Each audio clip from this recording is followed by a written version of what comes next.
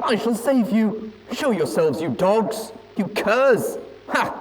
There you are, you mangy mutts. That's confirmed reports. I repeat, we have confirmed reports of failed fire detonations in Philadelphia and St. Hampton. Dear Celestia.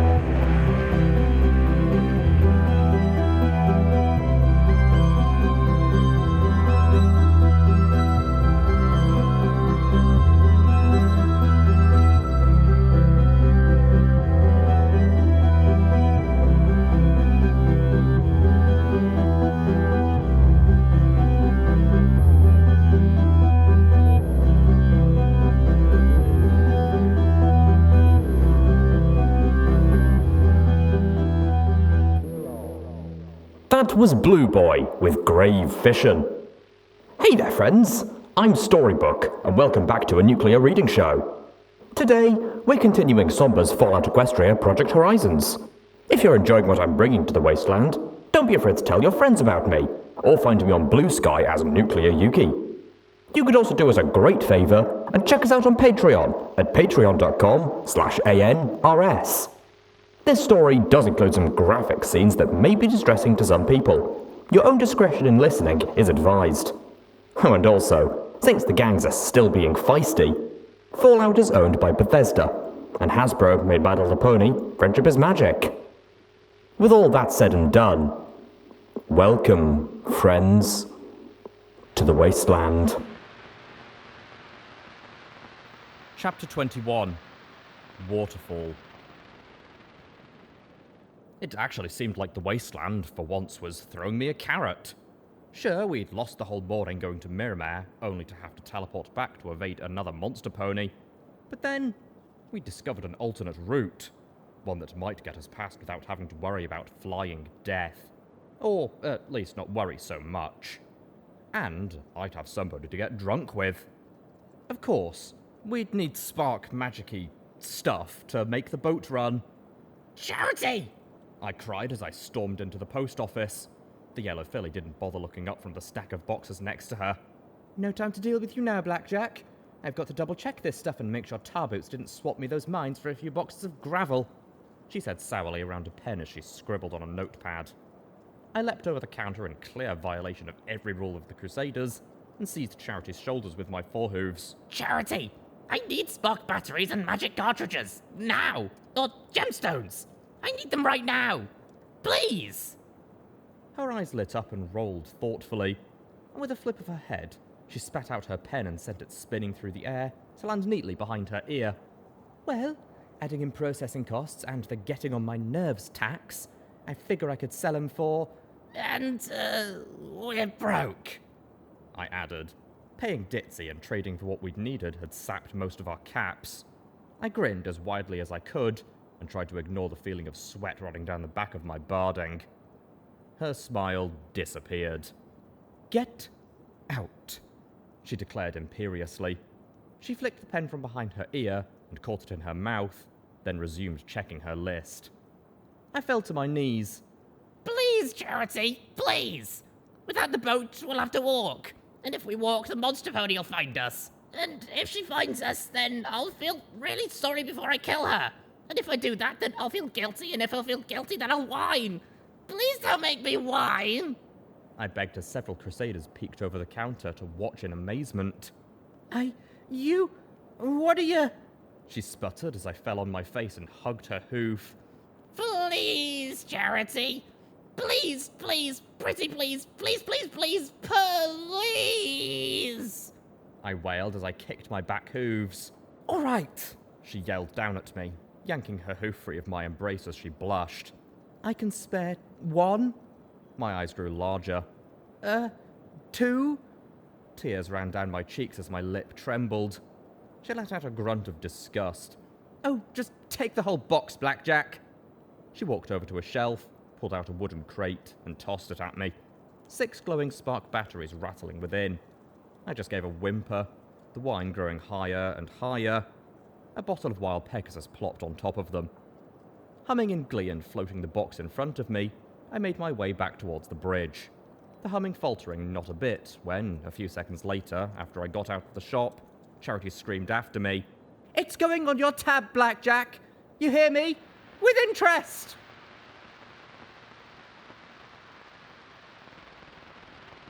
Seahorse used to be an Equestrian Navy patrol boat. Oil Can, the rust-coated engineer mare, explained as she trotted to a hatch in the stern deck, her horn glowing as she undid the horns and secured a rag in her curly red mane. Doubt there's anything original on it besides the engine, though. I figure the last 20 years or so, we've had to replace everything at least once. She hopped nimbly into the air and disappeared down through the hatch. The rest of the crew was finishing up business with 2 caravaneers from Flank, who'd come to trade chems and boxed food for bullets and music recordings bought from Tempony in Manhattan. Sore as I was at Caprice, I'd gotten some sugar apple bombs and some more buck, just in case I had to wrestle Rampage again, in exchange for a few rounds of hunting ammo. A dirty look from me proved quite effective at getting them to shave a bit off the bill. "Come on in," Oil Can said cheerfully. "Plenty of room for all." Glory stared into the hole with an audible gulp. I just gave her a friendly nudge on the hip and a smile that would hopefully convince her not to worry about it. P-21 jumped down happily. Stable ponies had no problem with nice, tight, cramped spaces. The engine itself was a block of polished brass inset with rubies and emeralds. It was connected by wires to a sapphire water talisman, twice the size of what we saw in 99's utility room. That was hooked up to several large pipes. "This is the engine. It converts the raw magical spark energy into power for the water talisman. That makes the water that jets out the back to move the boat." "Is there supposed to be this much water in here?" P-21 asked, looking down at the inch or so of scummy water that was sloshing about our hooves. My pitbuck clicked slowly. There wasn't nearly enough radiation to worry me, unless I had an engine bilge water slurpee. The motherly mare grinned at him. "Well, if you'd like to grab a bucket and do something about it, I know we'd be much obliged." She reached into my box and pulled out a spark battery, flipping the heavy square container in her hooves. Inside the crystal hovered a red ball of magical energy that shed little waving lines of light. She opened a panel with her mouth and pulled out an empty container, then slid the fresh one into the receptacle. There was a sudden hum as the gems lit up. "Of course, for when we don't got spark batteries, we've got a flux converter." She gestured at a circle strung with a spiderweb of glistening crystal shards. "Ain't nearly as efficient." "And if that doesn't work?" I asked. "Well, then you can get out and push. We've had to do that a few times." P-21 looked at the grease-slathered boards of the exposed inner surface of the hull. "I'm just curious. Why is it made of wood?" "You know what happens when you take a nice metal boat out onto the ocean? Pretty soon it's a rusty boat at the bottom of the ocean. Sure, lumber might be a bitch to find, but it's a damn sight easier to get and work than steel plate. We seal her up with tar and pitch as well we can, paint her if we can get it, plate the hull if we can manage it, then she's the best damn boat in all Equestria." "With an interesting captain," P-21 observed dryly. Oil Can chuckled. "Yeah, Thrush ain't what most folks expect, but her daddy was 2 buckets shy of a dry hold. Once we were stuck on a beach off Mainzabar when this tainted sea serpent watching us past the reef. So the captain, he somehow gets a whole flock of rock crabs to carry the boat on their backs to the far side of the island." The rusty mare slapped P-21's back as she laughed. "Thrush ain't quite the measure of her daddy, but she's the best girl for the job," Oil Can said firmly as she smiled at P-21. "I had my reservations, but she's the mare who loves the Seahorse the most. She was willing to let her daddy go to keep it." The rest of the spark batteries went in a locker above the engine. "Seems to me going downstream won't require much power," P-21 said. "Shows that you don't know boats, boyo," Oil Can replied.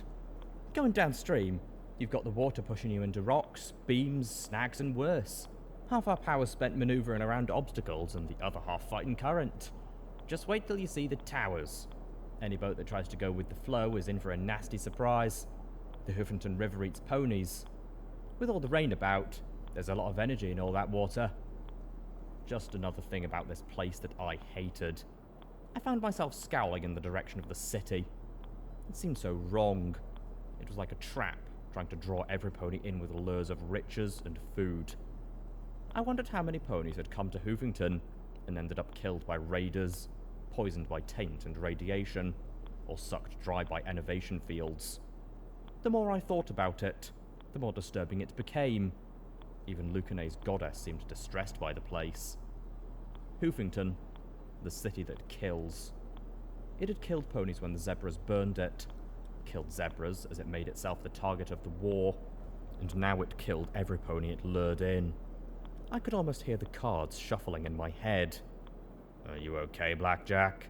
You've got a shooty look on your face. P21 asked, giving me a nudge. I had a shooty look? I needed a mirror. Just, not a fan of Hoofington. I replied sullenly. Oil Can chuckled as she rubbed her nose with a dirty hoof. Join the club. I used to live in Friendship City. Nice town. Maybe a touch crowded, but a good place to live, she said as she checked some power cables. One day, her daddy's in port and so damn drunk that the town assigned him a guard so he wouldn't blow up something on accident. He mentions that he needs an engineer. I've got a comfy life ahead of me, but he goes on about the riches, the adventure, the sights, the adventure, the rum, the adventure, the sex. Oh yeah, did he mention the adventure? Boyo talked me into bed and then onto his boat. Been a lot of places, but Hoofington's always been the worst. Always has enough treasure to bring you here. Always has enough grief to make you wonder why you came in the first place. Bilgewater got eaten by a river serpent this trip. I doubt he'll be the last, but the Seahorse will be back. I'm sure of that. So, why do you stay? P21 asked. Oil Can sighed and smiled, reaching out to touch the engine. There was a lover's look in her eyes. Back home, I had a pretty comfy life. Wasn't no 10 pony, but comfy. Out here, well, we ain't found the riches, the sights are all pretty damn ugly, the rum's all watered down, and the sex gets a little awkward on a little boat like this. But the adventure, you sure weren't lying about that. Long as the captain can steer her straight, I'll keep her running, to Hoofington or to hell itself.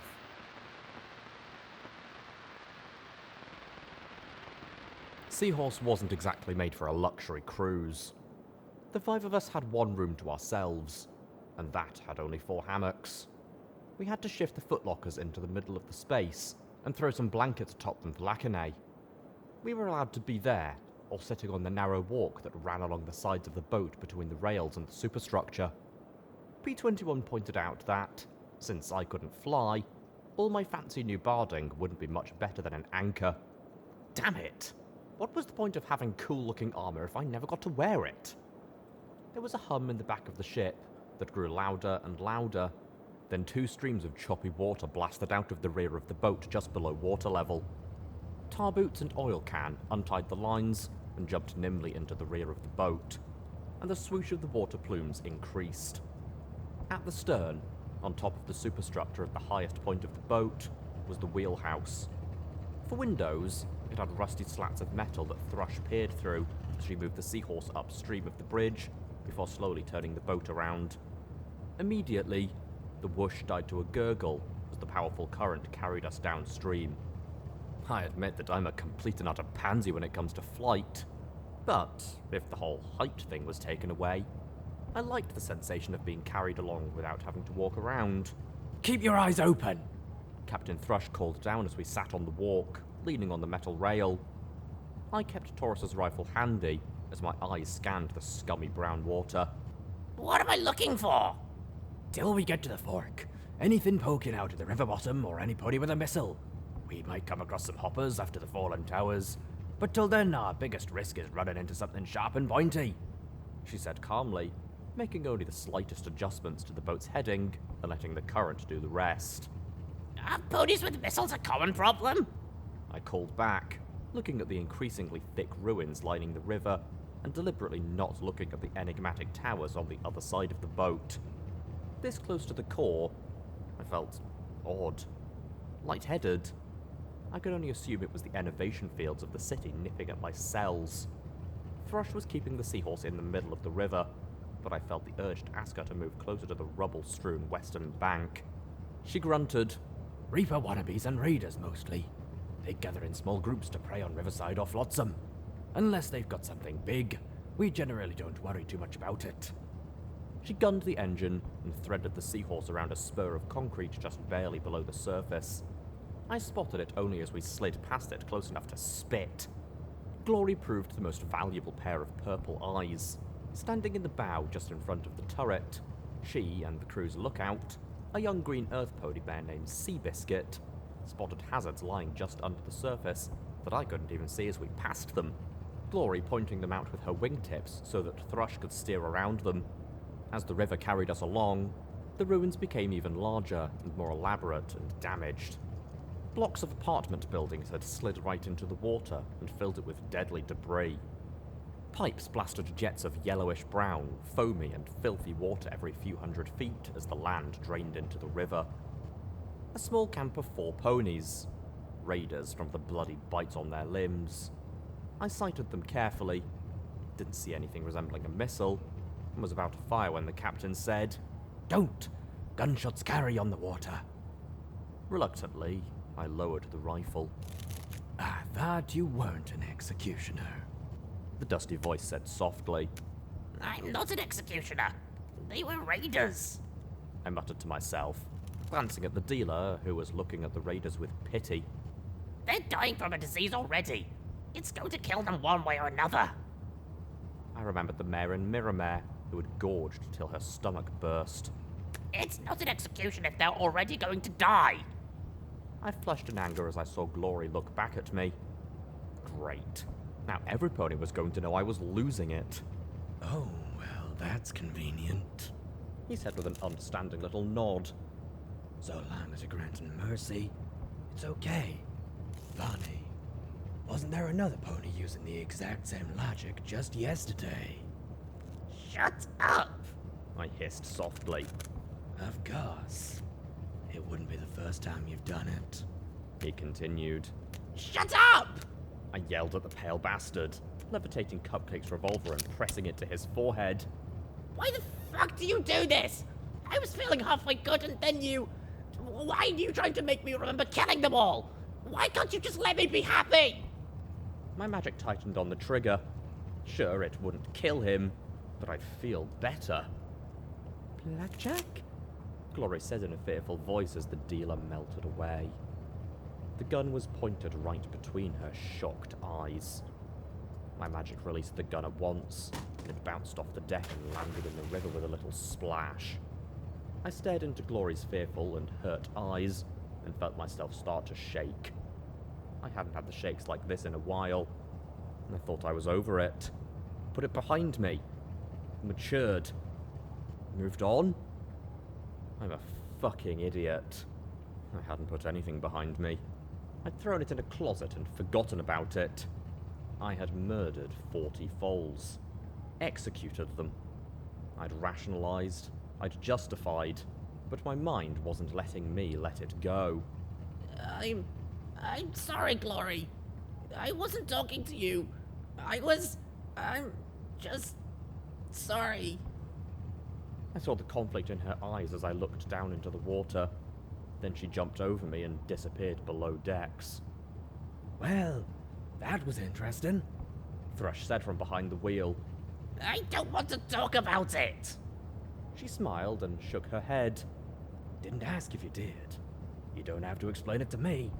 I talk to ghosts too sometimes." Not quite what I was dealing with. At least I hoped not. You do? "Sure. Dad asking me to shoot him." She replied in a soft, casual voice that made me shiver. "Looking back, I probably should have. So it's only fair he gets to haunt me from time to time, right?" Sometimes, all it takes is 1 second. One wrong action. One little mistake. And something precious is gone for good. All except for the regrets.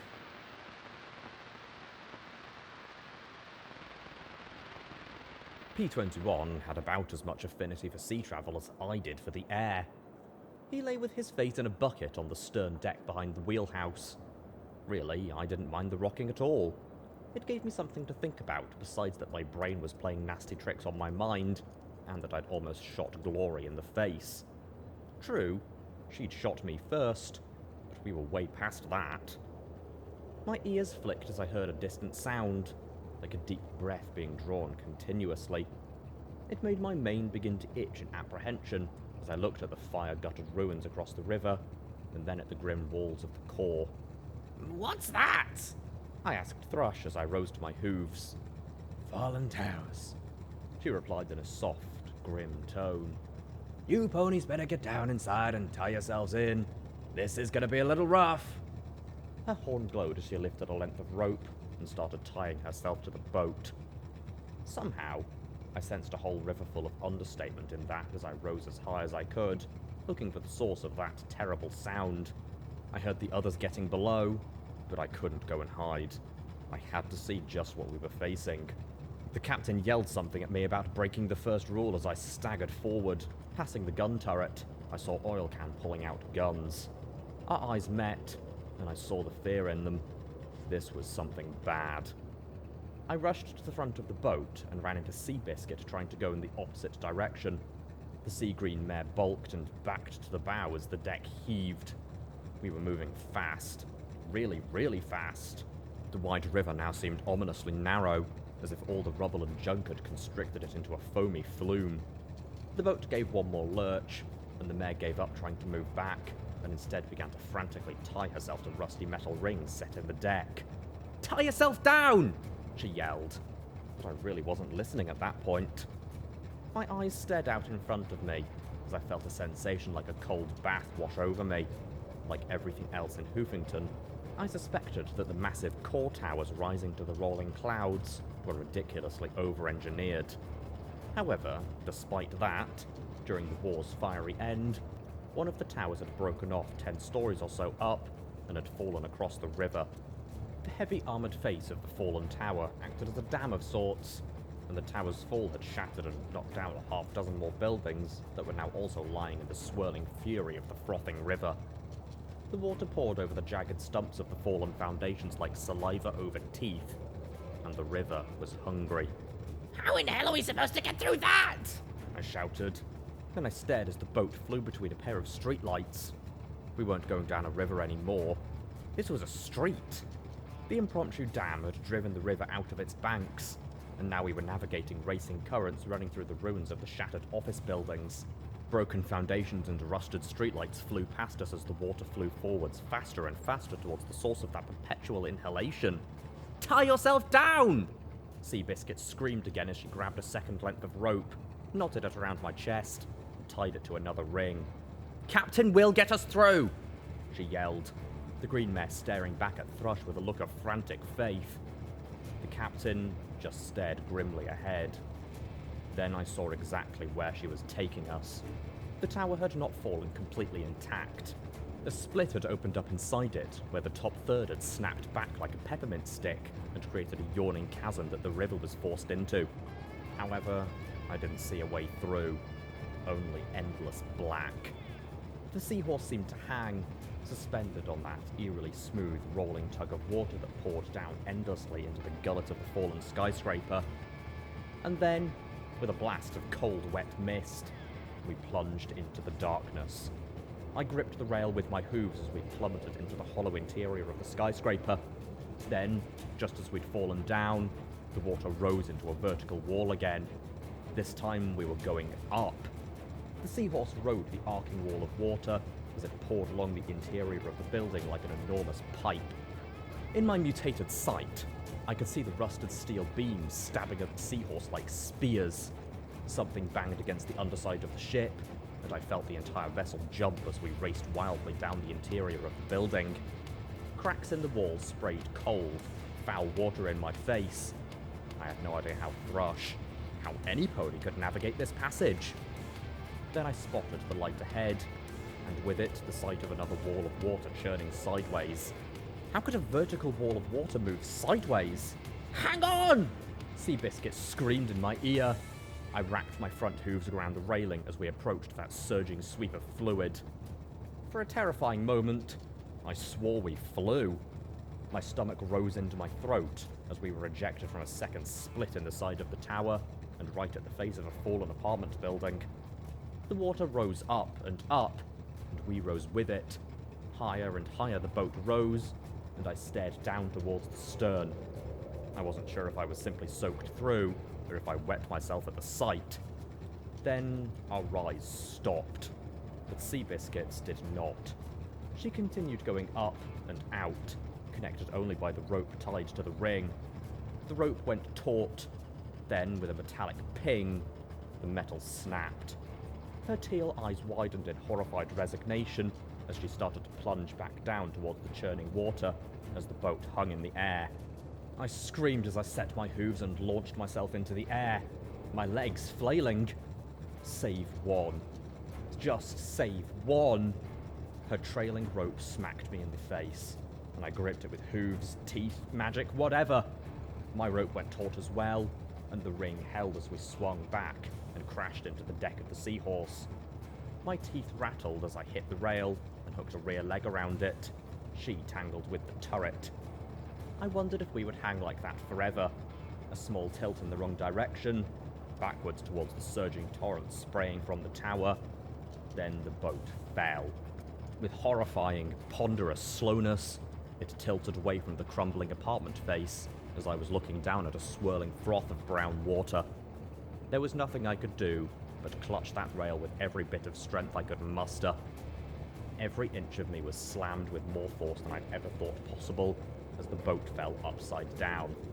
My breath blasted from my body in a bubbly scream as I felt the rope was about to cut me in two. Then I was lifted from the water as the Seahorse reverse capsized, coming to the surface dripping wet and pointing her nose downstream. I opened my eyes, looking for the sea-green pony and staring at the rope trailing in the water. The rope burn had torn 2 raw strips of flesh around my forehooves. Just one. Please. Let me save just one. I floated a buck to my mouth and chewed down as the Seahorse raced towards a jagged strand of crushed buildings and debris. My heart thundered as I heaved with all of my strength. I could barely breathe as I looped the rope around my forelegs, pulled and looped again. I clenched my eyes shut, imagining the beams and concrete ripping her apart. It felt as if one of those jagged spurs had lodged straight through my chest as I pulled over and over again. Then a limp green form came over the rail and fell atop me. Water dribbled from her mouth as she lay there. One. Just one. I whispered softly as I rolled upright and pressed down on her sides, trying to force the water out. Fawn, roses, tumbleweed, scoodle, 11 zebras, 40 foals. Let me save just one! She lay there. Another corpse. My heart racing so fast that I collapsed beside her. Roses, fawn, tumbleweed, scoodle, zebras, foals, Seabiscuit. Then she coughed, gasped, retched and vomited water. I shook as I fought to sit up, trying to do something helpful and managing just to blubber and hold her shoulders as Tarboots walked carefully along the heaving deck, rushing to help. She drew one shaking breath after another as I fell on my back, grasping for breath with the blood-soaked rope tight around my hooves. Everything fell away as I smiled. I saved one, you bony son of a bitch. I saved one.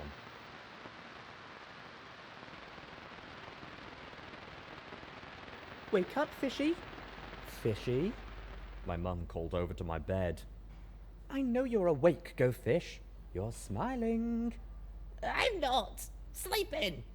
And I snored loudly to prove it. She bumped me with her nose. Security mares have to wake up and do our jobs, Fishy. I don't want to be security, Mama. It's no fun. I muttered, looking up at my lavender mama with her smart, indulgent smile and striped purple and red mane. Security's the best job in the stable, she said softly. Everybody says that about their job, I said as I rubbed my eyes and yawned. She just chuckled. But ours really is. We get to save ponies. Why do we gotta be so mean to the boys, Mama? I asked as my eyes looked over at 2 stallions walking with their heads hanging, following 2 mares. They looked hurt and something else. I didn't know what shame was back then. She smiled sadly as I got a green alfalfa smoothie from the cafeteria. munching on the sweet grassy sludge. We don't, but a lot of mares can be mean. So a lot of mares are mean to ponies they think it's okay to hurt. But why? They're none of my classes or nothing. What do the colts do? I asked as I ignored the spoon and straw and just chowed down. They do something very important for the stable. They make babies. I imagined something like a factory where little fillies were assembled like dolls. They do? Mm-hmm. One of them made you, she said with a smile. Not sure which one, but... She flushed slightly as she said that to herself more than me. But what do they do? I asked with a little frown. Well, in your grandma's time, colts and fillies shared all sorts of jobs, all except for one, the overmare. Every pony got one baby to take over their jobs when they died, whether they were stallions or mares. Then one day the overmare had a baby colt. The males were happy because there were a lot more mares than stallions. Anyway, and they thought the rules weren't fair. I grumbled. I don't think the rules are fair either. It's stupid I gotta go to bed when I'm not even tired. If you did, maybe you wouldn't have problems waking up, she said as she levitated a napkin to wipe my face clean. Anyway, the overmare said the colt couldn't be an overmare because he wasn't a mare. The stallion said the overmare was breaking the rules because she couldn't have another baby. Then her foal died in medical. The stallion said the overmare had killed him to have another baby and demanded she be replaced. But there's nothing in the rules for taking away an overmare's job. I gasped as I squirmed, trying to get away from the floating napkin. And did she, Mama? She just smiled sadly and shrugged. The stallions thought she did, and they were very angry. They took over the maintenance level and threatened to do something very bad if the overmare didn't step down. The stallions had a lot of mares wanting to help them before, but breaking the air purification talismans would have killed every pony. There was a nasty fight, and several important parts of the stable were damaged. Finally, most of the stallions were captured, and the overmare said that from then on, mares would run the stable, and stallions would make babies. I munched my green smoothie, making a mess of my face again. Ah, I wondered why I never see any colts in school. Well, except for this one. He's always hiding near the door. Or he was. I said as I tapped my hooves against the table. I haven't seen him since I took him back to medical. She gave me such a sad smile. Try not to think about it, Fishy. Because once you started, you wouldn't stop. Not till it drove you mad. Security were friends with security. Thus, my friends were, by default, the children of security mares. Daisy limped to the corner of the schoolroom where we were being taught our core lessons and security training by this bored, burned-out banality of Miss Textbook. Marmalade looked at the cream-coloured filly in concern, and the darkened red bruises on her face, and the twitchy look in her eyes. There were bandages on her legs, side and flank. Are you okay, Daisy? I asked, looking at the bruises on her cheek and muzzle. Yeah, I got in a fight, she said, sniffing as if it were no big deal. Daisy always got into fights. As security, she was supposed to fight. We all were. But I just wondered who she was always picking them with. So, what's Teach going on about? She asked, and the honey-coloured Marmalade and I looked at each other in concern. Daisy never cared about what the teacher taught.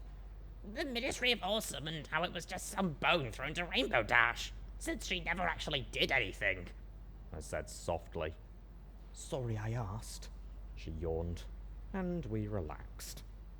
Then Duct Tape walked by, and the homely grey filly looked at the three of us. No, looked at Daisy. Daisy looked at her. What are you looking at?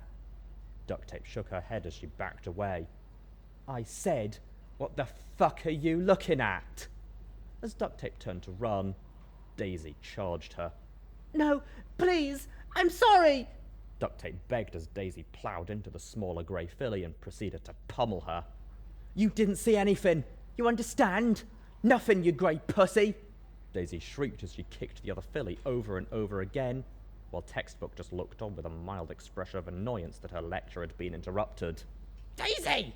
I shouted in alarm. and the cream earth pony jumped as I raced to shove myself between her and the fetal duct tape. Marmalade just followed, because that's what she did.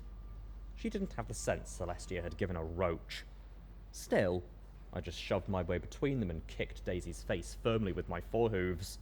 That seemed to snap her out of it enough to make her fall back. Get take to medical, Mom. The yellow unicorn looked at me, then Daisy, then duct tape, and finally realised I was asking her to do something. She bit duct tape by her mane and dragged her out the door. What is wrong with you, Daisy? I yelled as the rest of the class pretended to listen to the teacher, because that was safer than listening and thinking. The bandages had fallen away, and I stared at the cuts in Daisy's sides and flank. They'd only been barely healed by the medical bandages, and unless she'd been hiding a horn her entire life, there was no way Daisy could have made such regular cuts. Who? How? Now I was the one slammed into the ground. No, Pony. It was an accident. I mean, a fight. That's all it was, she said as she shouted down at me. Don't think about it. Don't ask. Don't wonder. Crawl back into my desk and pretend like it never happened. Agree it was a fight. And don't ask who. Agree it was an accident.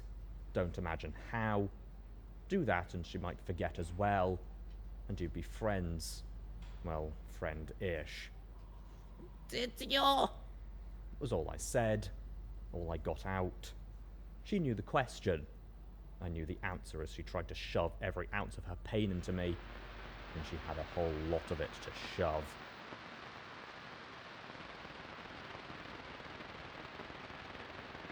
I opened my eyes, feeling the bobbing of the boat and hearing the sounds of ponies walking above deck. You okay?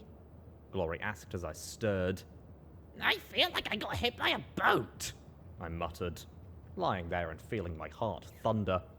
I felt bruised from horn to hoof.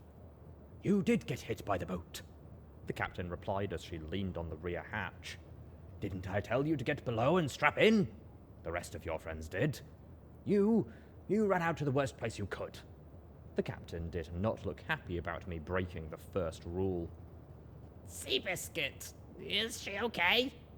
I asked as I looked at the torn skin on my front legs. At least my pit bucket saved me from some of the burns.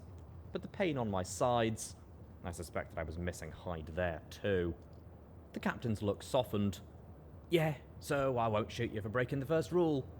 Besides, she added with a grin, I have to admit, there's no sight like going through the fallen towers. I had to agree. I'd be having nightmares about it for a while. I noticed that the captain was also showing raw rope burns and bruises.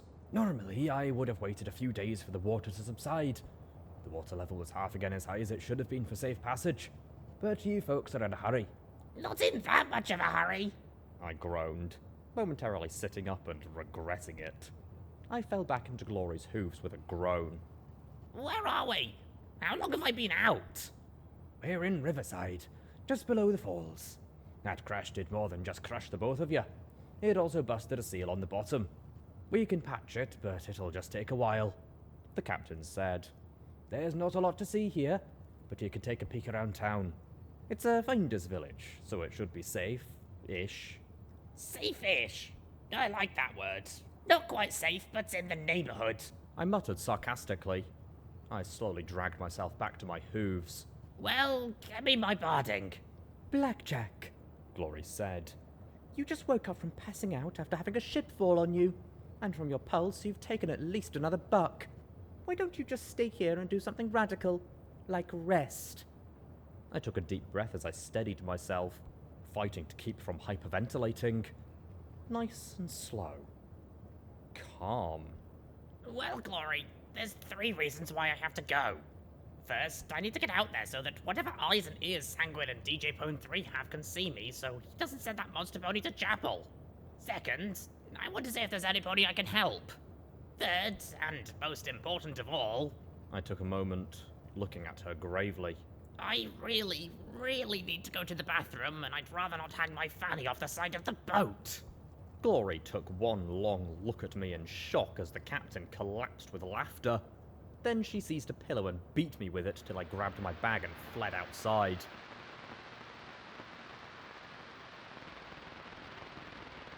After a visit to the town latrine, a ditch that reeked so badly it almost had me reconsidering the boat, I found myself in Riverside.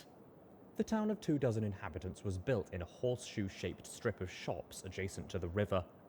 One floating dock made of old empty barrels stretched out to a post and the Seahorse. The roads north and south were barricaded, and the park in the middle of the village held planter boxes filled with vegetables and waxy green grass. Shops were selling pale sides of smoked fish and slabs of radigator meat. And at one outdoor butcher shop, I saw 2 ponies chopping and cutting up an enormous frog. Despite the town's size, I got the impression that it had once seen better days.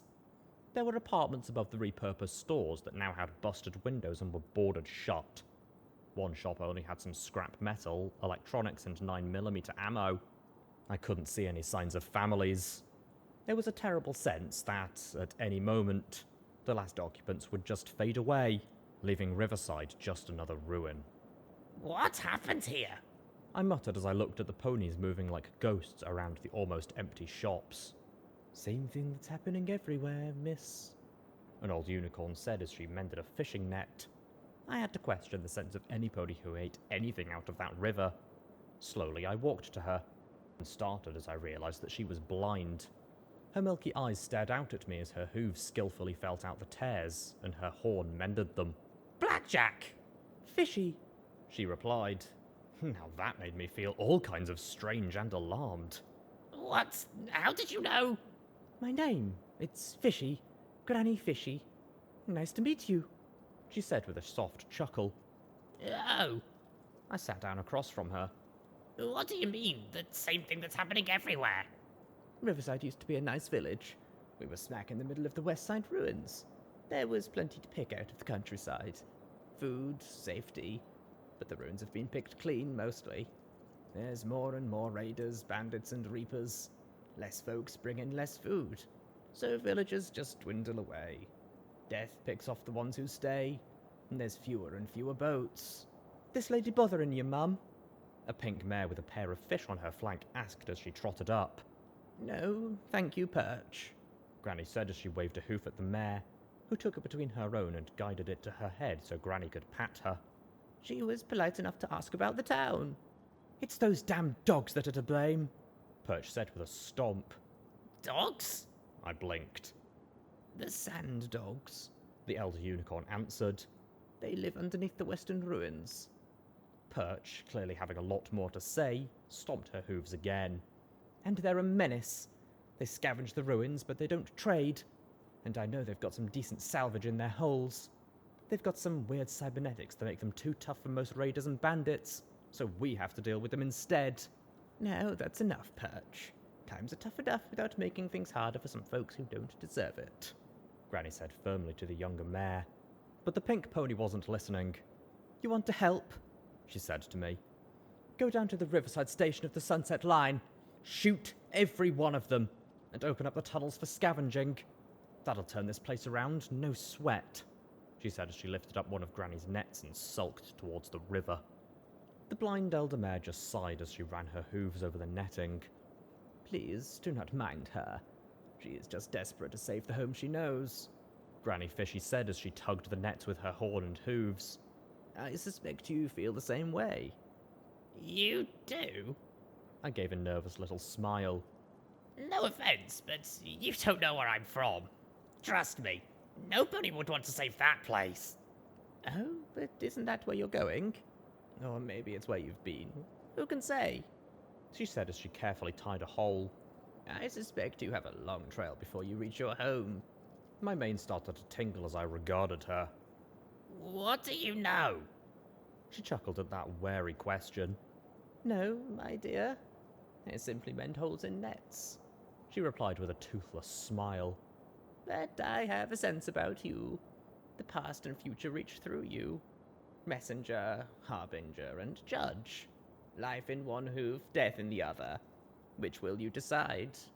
Not even the stars can tell. Okay, that just jumped the creepiness factor up by 50 at least.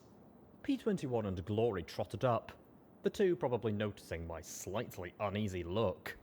Blackjack, who's this? Glory asked politely. Granny Fishy. She said with a broad smile as she thrust her hoof out in the general direction of Glory. Glory took it in her own and gave it a shake. Ah, a Pegasus. How interesting. How'd she get that from a hoof shake? Fallen Glory. Glory said softly as she glanced at me, then frowned at the old mare. Did Blackjack tell you? No, I just get a sense of things, she said as she released Glory's hoof and returned to the net. Like your name. Fallen. How far have you fallen, I wonder? Have you learned to hate? Have you learned to spite? Have you learned to crave vengeance?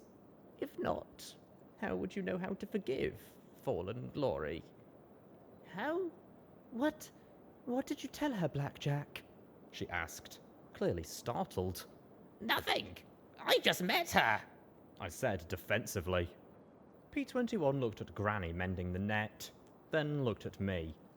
I cocked a brow. What? He said. I don't want creepy mystical mutterings about my fate or destiny, thank you very much.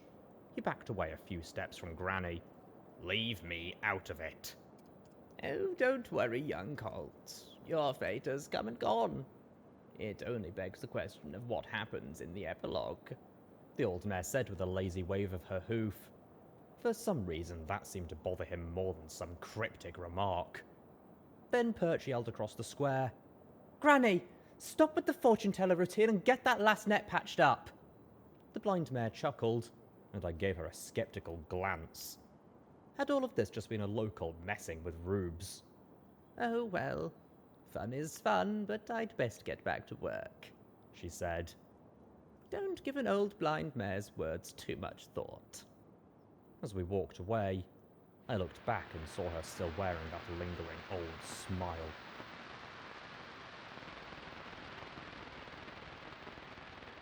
End of part 1. I'm sorry for the shorter episode this week, but I'm not feeling 100%. We'll be back with part 2 of chapter 21 as soon as possible. Now, here's the Wasteland Wailers with a whole lot of magic. Enjoy, people!